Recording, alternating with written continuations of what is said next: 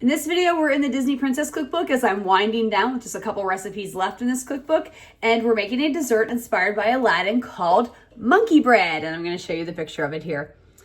So I think I've had monkey bread as a kid or something similar. So basically we're going to be making a dough. We're going to roll this dough in like cinnamon and sugar and stuff and some butter, and then put it in a bundt pan and bake it in the oven. It should come out kind of like this ooey gooey pull apart bread thing that you see here in the picture. Okay, so first up, I've got my mixing bowl here and I put in 3 cups of flour. Now I'm adding some baking powder.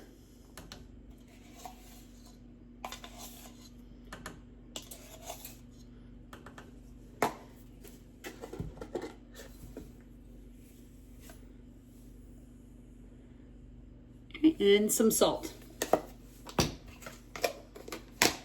I'm gonna stir these 3 ingredients together.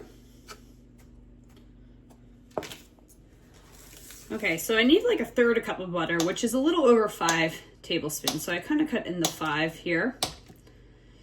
And I want just a smidge over.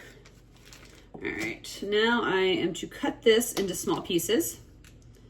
Which is what I'm doing here.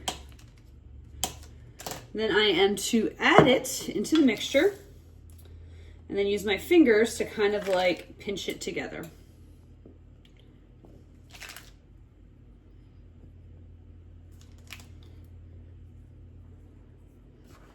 Start pinching it together.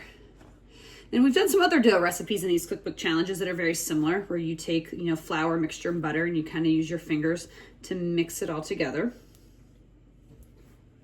So now we're pouring in some milk.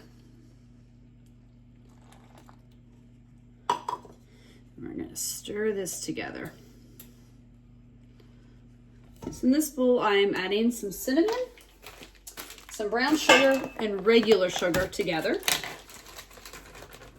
So here I have my dough on a lightly floured cutting board, and I'm just supposed to knead it for a few seconds. Gonna help get it all together. It is definitely a little sticky in some spots. All right, so now I'm supposed to pull off the dough, very sticky, and shape it into golf ball size pieces. And when it's done, I have melted butter here and of course my cinnamon sugar mix in my pan.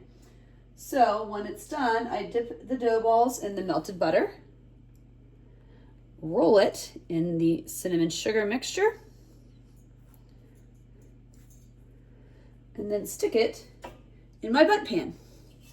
And I will continue to do this until I use up all of the dough.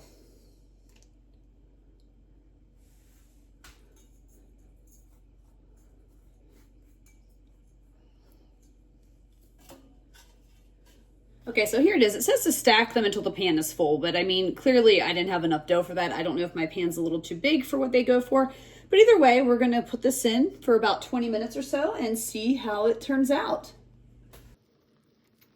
Here it is out of the oven. I use the toothpick method or the cake tester method, where you stick a long toothpick, or I have my own little cake tester right there, in, and it comes out clean. I'm supposed to let this sit for about 10 minutes and then I will take it out of the pan. Okay, so I've got a plate and I've got my bundt pan underneath. It's been about 10 minutes. I'm going to turn it upside down. I should mention that when it first came out of the oven, I did also, after I was done recording, take a little knife around the edges to help loosen it up. All right. And there is my monkey bread. We will taste test it in a few minutes. I guess you're supposed to just pull it apart. I kind of cut a little piece here, but let's taste test the monkey bread.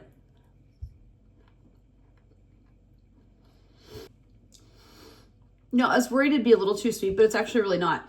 The dough on the inside is so really nice and soft. It's so warm from out of the oven, which I like. And there's a nice little crunch to the outside, which I appreciate. So yeah, first impressions is this isn't bad. But as usual, I'm going to eat it over the next couple days and we'll see how it holds up. And I'll be back in just a few seconds with my review.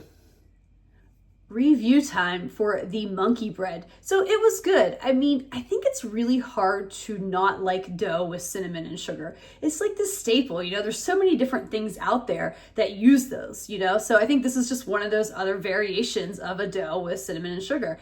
And it did hold up well over a few days. I like that you can pull it apart.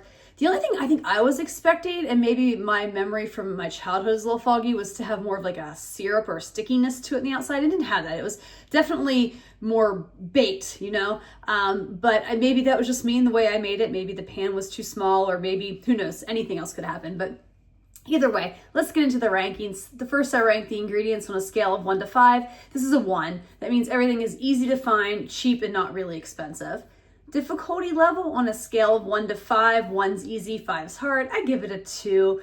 I mean, anything with dough, and I struggle with dough if you've watched any of my past videos, can be a little bit of a challenge, but overall, I think this went really well and isn't that difficult that basically anybody could attempt this.